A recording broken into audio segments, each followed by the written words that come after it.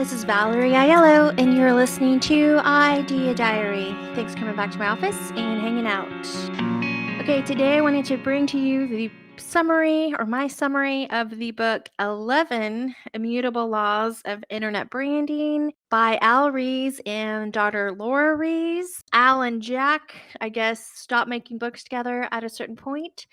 Then Al Ries has done a couple books on his own.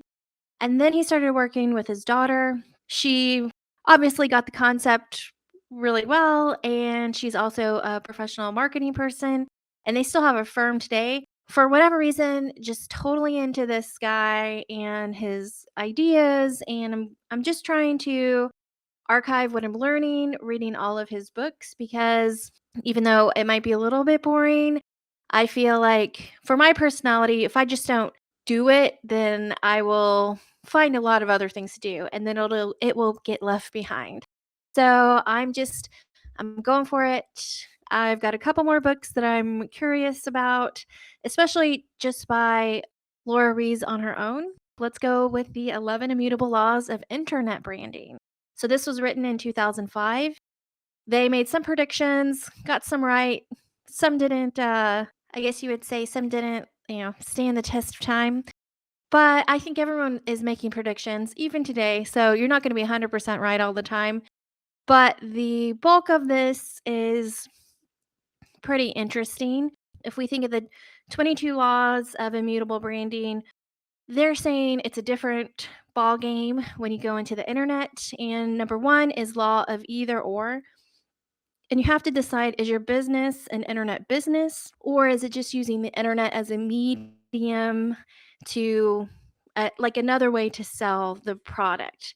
I guess you could say they kind of talked about Nordstrom's shoes, kind of making a shoe online version of Nordstrom's, and they said that didn't work because with internet, you can't try on your shoes, you can't see if they're comfortable, you can't tell if they look good.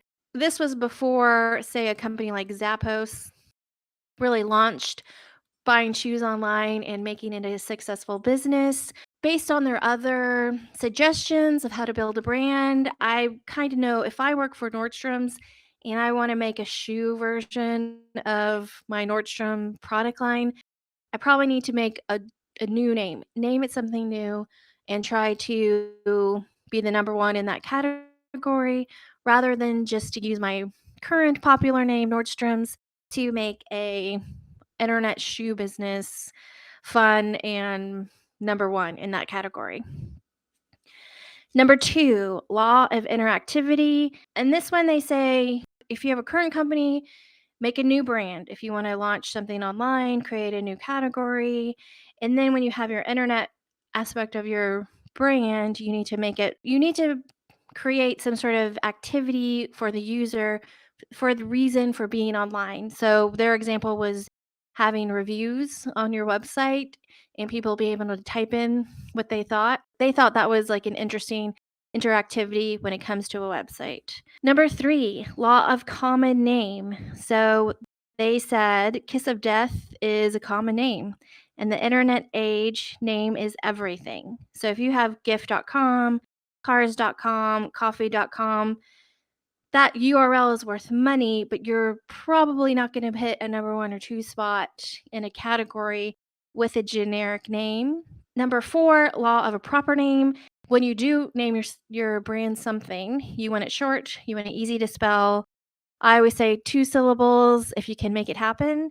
But when you start getting into 3 or 4, I think the name loses power, especially with the internet business. You want your business to have a good nickname, possibly. For example, a Macintosh computer, people just say Mac.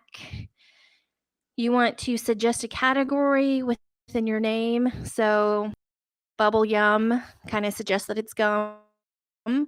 Jello, I think it's gelatin reference. It's such a powerful name. Everyone kind of knows what it is.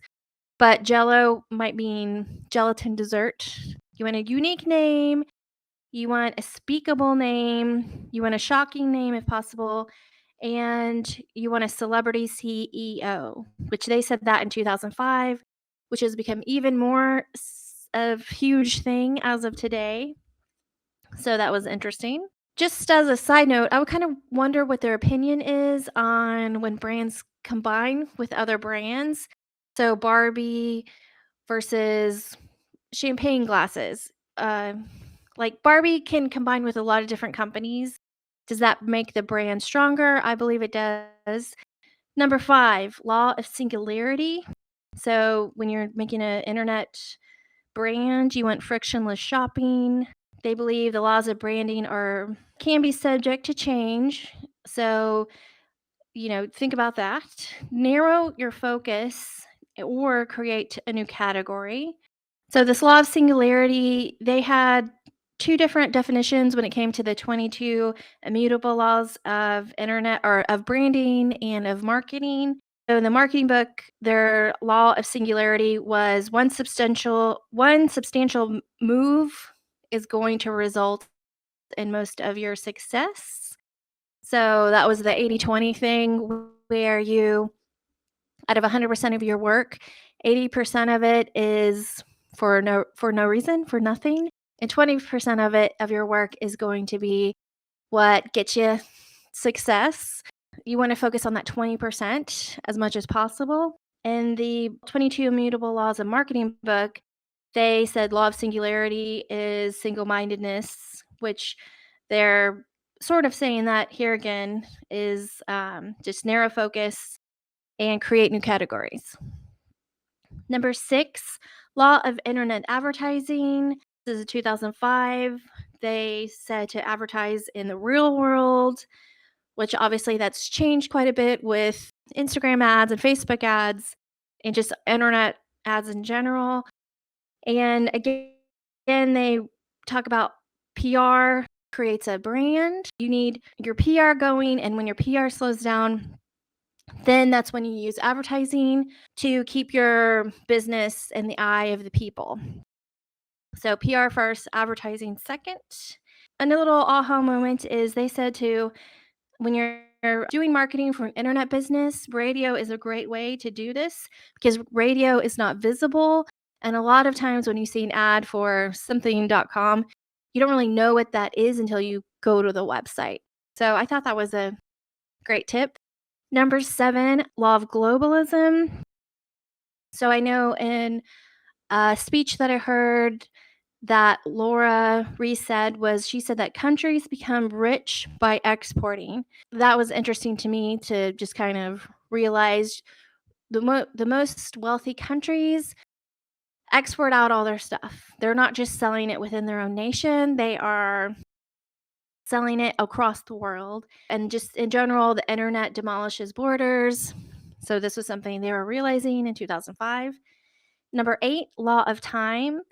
To be the first, you have to act fast. You have to be focused, and small companies can win because they can maneuver and pivot faster.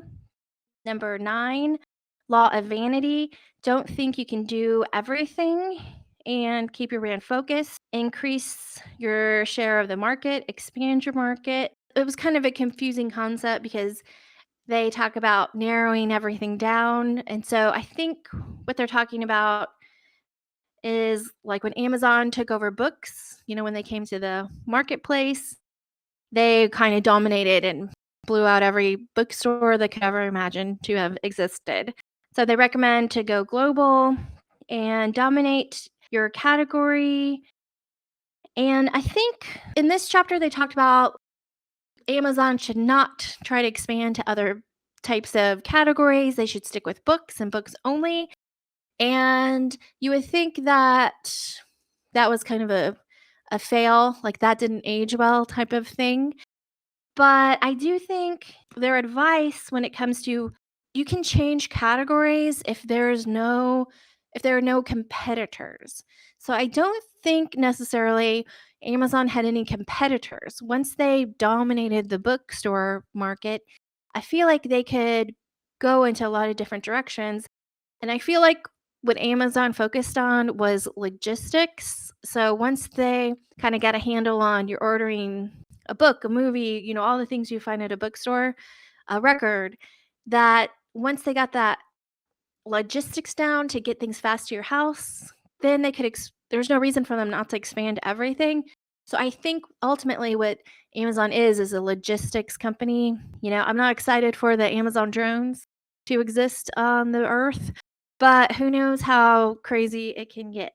Number 10, Law of Divergence. This was an interesting aha moment. So things divide rather than converge in order to survive. So their example was radio. When you had your radio, there was an AM station, then there was FM, then there's satellite, then there's, podcasting, internet radio. It just always expands. Same with computers, for example. When a computer was like a big giant thing in a warehouse and goes all the way down to palm computers, to quantum computers, to all the types of computers there could ever be. Things divide rather than converge in order to survive. And the number 11 law was law of transformation. And this is where they just kind of gave all their predictions of what would be successful on the internet. Kind of like yellow pages wouldn't exist anymore, and encyclopedias, things like that wouldn't exist anymore. And they kind of went into a bunch of things. But ultimately, that is what this book was about. There's a couple new things, but I'm really into how they write these books and they have these chunks of information.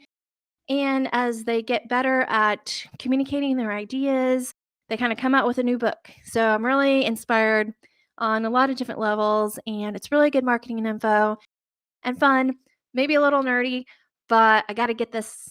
I got to keep moving on and researching this, and it'll be done soon. So if this is boring, sorry. Show will be back to crazy randomness. All right, thanks for hanging out today. Bye.